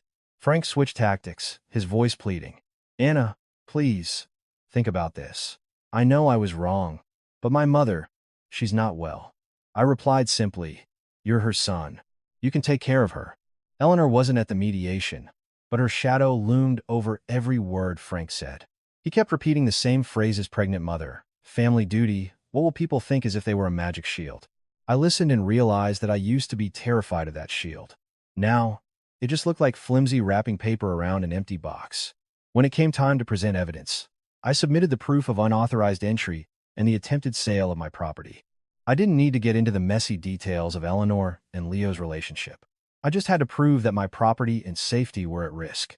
That was enough for the court to see the complete lack of respect for my rights as an owner. Frank listened, his face turning pale. He glared at me, hissing, "You set me up." I replied, "No, I protected myself." The divorce was finalized. The condo was affirmed as my sole and separate property. Frank's right to live there was terminated, effective immediately. Hearing the judge's words, I didn't feel a surge of joy. I just felt light, like I had finally taken off a heavy, soaking wet coat I had been forced to wear for far too long. The rest was swift and efficient. I met with the building management, presented the court order, and had all the door codes and locks changed. Leo's name and photo were added to a list of individuals who were not permitted on the property without my express permission. The building manager looked at me with a newfound respect. He understood this wasn't just a domestic dispute. It was about ownership and security. Frank moved his things in. One afternoon, he carried a few cardboard boxes, avoiding my gaze. I didn't help, but I didn't rush him either. I just stood by the door, maintaining a respectful distance. As he crossed the threshold for the last time, I had a fleeting memory of him waiting for me in the lobby of my old office building. Life is a strange circle. Back then, he had waited for me out of love. Today, he was leaving because he had chosen a lie over me. The fallout happened without any further action from me. Karma, it turned out, was self-executing. Back in Pennsylvania, the questions started. If your mother was pregnant, why did your wife leave? Why did you get divorced? Frank, obsessed with his image, buckled under the pressure. During one heated argument with a relative, he blurted out the one thing that silenced the entire town. My mother's pregnancy wasn't exactly a respectable situation. That was all it took. In a small town, you don't need a detailed explanation. People didn't confront Eleanor directly, but their eyes became knives. When she went to the local market, conversations would stop. When she walked past the church, the whispers would start. The same gossip she had used as a weapon against me had turned around and consumed her. As for Leo, once the story of an assistant involved in a messy scandal with his boss's mother got out, his reputation was ruined. He tried to find other work, but no one wanted to be associated with that kind of trouble. The world is like that. When you're on top, everyone wants to be your friend. When you fall, everyone runs. The final act came when Eleanor demanded that Leo take responsibility. But the man who had once whispered sweet nothings to her was the first to disappear. He changed his number and vanished without a trace. Eleanor turned to Frank, her last resort, but by then, Frank had nothing left to give. He had lost his home. He didn't hit her, but he was cold, throwing her own logic back at her. You made this mess. You deal with it. I heard all of this from Megan, who only shared the bare facts. I didn't ask for details. My sense of victory wasn't loud or boastful. It was quiet. It was the peace I now had, a peace I once thought I had to beg for, but realized I just had to stand up and take for myself. I returned to my condo, threw open all the windows, and hired a crew for a deep cleaning. I had a scratched wall repainted and installed the new high-security lock. I placed a small potted plant on the balcony, brewed a pot of ginger tea, and sat watching the sunlight stream across the clean floor. For the first time in a very long time, it felt like my home, not a courtroom where I was constantly on trial. A few weeks later, I returned to Switzerland to finish my project, ready to begin my journey as a mother in peace. I don't want anyone's pity, and I don't need anyone's applause. I just want my child to grow up in a world where their mother is respected. The lesson I learned is this: never let anyone use morality to oppress you, and never, ever trade your health, your peace, or your self-respect for the sake of avoiding gossip.